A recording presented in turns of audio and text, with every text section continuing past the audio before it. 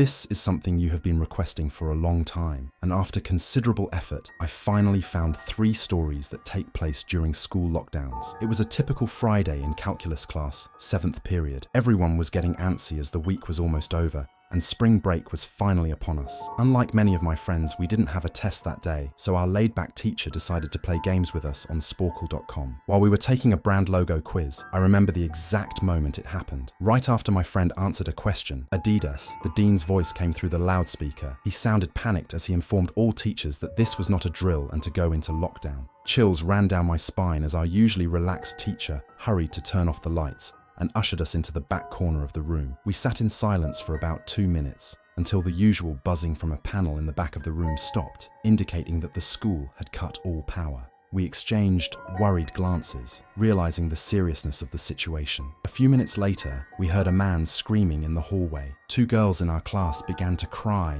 heightening our fear. As the screaming grew louder, the man began banging on the lockers, shouting, "I'll kill all of you." At that moment, I truly feared for my life. Our teacher shushed us as we looked at each other, gauging our peers' reactions. The banging moved from the lockers to our classroom door, and one of the crying girls screamed, "No!" The pounding intensified as the man yelled, "Open up!" By now, 2 girls in the class were crying openly. It felt like an eternity before the man finally moved down the hallway, still screaming, until he was out of earshot. About 10 minutes later, although it felt like half an hour, the dean returned to the loudspeaker to explain the situation. He revealed that a mentally unstable man had entered the building and assaulted the woman at the front desk, causing her to flee in terror. Staff were unsure if the man was armed. At that time, the school lacked security cameras, leaving it vulnerable to such incidents. After sweeping the hallways and classrooms without finding him, the dean instructed teachers to resume classes while keeping all doors locked and not allowing students to leave for any reason. The most disturbing part was that one of the janitors on the night shift found the man sleeping in a storage closet near the back of the school. According to rumors, a .44 Magnum was sticking out of his pocket. The janitor must have done something foolish to wake him up, like leaving the closet door open, because by the time the police arrived, the man was gone. To this day, my entire class has no idea if he was ever found, but I like to think he is receiving the help he needs. My school has 2 lunch periods, the first for all 6th graders and some 7th graders, and the second for the remaining 7th graders and all 8th graders. The lockdown occurred in early October on an overcast and rainy day. During the first lunch period, I heard 4 loud booms. Initially, I thought it was thunder, but the entire lunch crowd erupted in screams. I assumed the other kids were overreacting, but campus security soon entered, yelling for everyone to go into the multi-purpose room. Students buying lunch had to dispose of their meals and rush inside. My friends and I joined a large group of students in the multi-purpose room, which has a huge back wall made of see-through glass. As we were ushered in, security began covering the glass with curtains, while adults stationed themselves at every exit. My friend Eric, curious like the rest of us, asked one of the adults what was happening. When he returned, he told us, "You know those houses right in front of TMS? A mentally disabled man has barricaded himself in front of his house, threatening to commit suicide and kill the cops if they try to evict him. He was walking around outside the school, watching kids in a creepy way. To make matters worse, we later learned he was a registered sex offender. We were stuck in the multi-purpose room for an entire hour, taking up 2 periods. Once the situation was resolved, we were escorted back to our classrooms one by one. I later found out that the man lived next to my friend Brandy, who had witnessed him on Halloween the previous year, cutting his arm and writing in his own blood, "Don't come here or I'll kill you," on his window. People, including Brandy, had dismissed it as a Halloween prank, but after this horrific incident, we knew he was dangerous, and we were relieved he never got close to us. Now, at 22 years old and fresh out of college, I recently got a job as a computer intern at my old high school. The basement of the school is messy and disorganized, but there is a small, well-appointed office with 3 desks, 2 mini fridges, a flat-screen TV, and air conditioning, a luxury not available to students or teachers. I got the job because 3 of my former computer teachers adored me, and I considered them real friends rather than just teachers. Everything was going well until something happened a few weeks ago. My 2 co-workers, Dave and Gary, were upstairs working on papers while I was eating my lunch in the office. During my break, I received a phone call from a woman in the front office informing me